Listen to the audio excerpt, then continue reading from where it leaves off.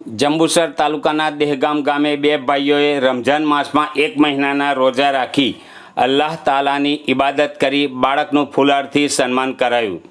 સાંજે 8 વાગે પ્રાપ્ત થતી માહિતી અનુસાર દહેગામ ગામે માત્ર 10 અને 13 વર્ષીય બે બાળકોએ 1 મહિનાના રોજા મુબલ કર્યા ફુલાર કરી બાળકનું સન્માન કરાયું। દહેગામ ગામના શાહિલ અલાઉદ્દીન ચોકસી અને શેફ અલાઉદ્દીન ચોકસીએ રમઝાન માસના 1 મહિનાના રોજા રાખી અલ્લાહની બંદગી કરી અલ્લાહને રીઝવવાનો પ્રયાસ કર્યો છે। હાલ દહેગામ ગામના મુસ્લિમ સમાજના બે બાળકોએ રોજો રાખી અલ્લાહની બંદગી કરી છે। હાલ મુસ્લિમ સમાજના અતિ વિશેષ મહત્ત્વ ધરાવતો રમઝાન માસ ચાલી રહ્યો છે।